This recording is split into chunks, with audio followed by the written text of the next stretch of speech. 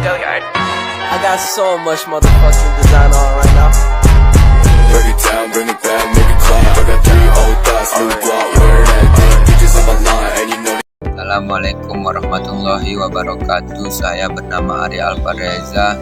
Sini saya dari Prodi MPI Manajemen Reguler semester 3. Di sini saya akan menjelaskan pengertian manajemen. Manajemen adalah proses organisasian, pengaturan, pengolahan SDM sebagai dengan pengendalian. Agar bisa mencapai tujuan sangat diperlukan untuk bertujuan pribadi maupun bisnis. Manajemen bisa membuat bisnis menjadi lebih berkembang karena dijalankan secara struktural dan prosedural. Di sini saya menjelaskan. Demikianlah. Assalamualaikum warahmatullahi wabarakatuh. Di sini saya mendapatkan materi itu adalah fungsi dari manajemen.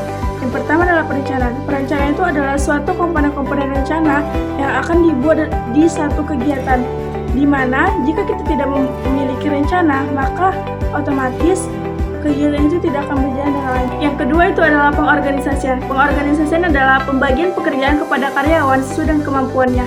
Jika karyawan sudah diberi pekerjaan sesuai kemampuannya, otomatis organisasi ini berjalan dengan efisien. Yang ketiga itu adalah penggerakan. Penggerakan adalah upaya untuk menggerakkan atau mengarahkan karyawan untuk bekerja bersama. Terakhir itu adalah pengawasan. Pengawasan adalah upaya untuk mengamati pekerjaan-pekerjaan karyawan yang telah dikerjakan pada hari-hari sebelumnya. Kita akan membahas tujuan manajemen, yaitu ada 5 hal. Yang pertama, menjalankan dan menilai strategi perencanaan yang telah dikonsep agar pelaksanaannya berjalan sesuai arahan. Lalu yang kedua, melakukan peninjauan terhadap pelaksanaan fungsi manajemen, juga cara kerja kelompok ketika menjalankan tugasnya. Lalu yang ketiga, melakukan pembaharuan terhadap fungsi manajemen terutama pada strategi perencanaannya. Hal itu dilakukan agar target tetap tercapai apabila ada kendala dalam pelaksanaan rencana. Lalu yang keempat, meninjau kekuatan organisasi, mengetahui kelemahan, juga menginspirasi ancaman yang mungkin terjadi. Lalu yang kelima, membuat sebuah terobosan baru yang berfungsi meningkatkan kerja kelompok. Prinsip manajemen merupakan dasar-dasar yang menentukan berhasil atau tidaknya sebuah manajemen. Henry Fayol, industrialis asal negara Prancis, mengatakan bahwa prinsip manajemen sebaiknya fleksibel.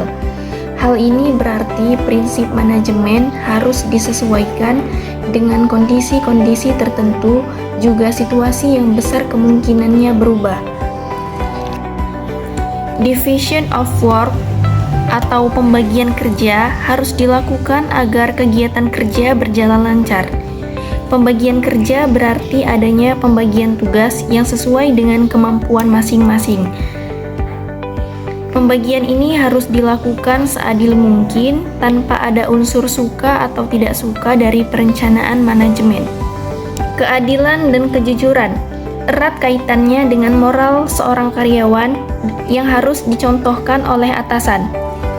Disiplin merupakan rasa taat dan patuh terhadap pekerjaan yang diberikan. Assalamualaikum warahmatullahi wabarakatuh. Baiklah, di sini saya akan menjelaskan tentang bidang-bidang manajemen. Yang pertama, bidang produksi. Bidang produksi merupakan bagian penting dalam manajemen, mengatur tentang bagaimana cara yang perlu dilakukan untuk membuat tenaga kerja dapat bekerja secara maksimal. Yang kedua, bidang pemasaran. Bidang ini berkaitan dengan kegiatan promosi dan penjualan sehingga meningkatkannya penghasilan. Yang ketiga, bidang keuangan. Bidang ini membahas tentang cara atau pengelolaan keuangan yang benar. Diperlukan adanya manajer yang harus mengurus perusahaan agar keuangan mereka berjalan dengan baik. bidang operasional atau bidang personalia.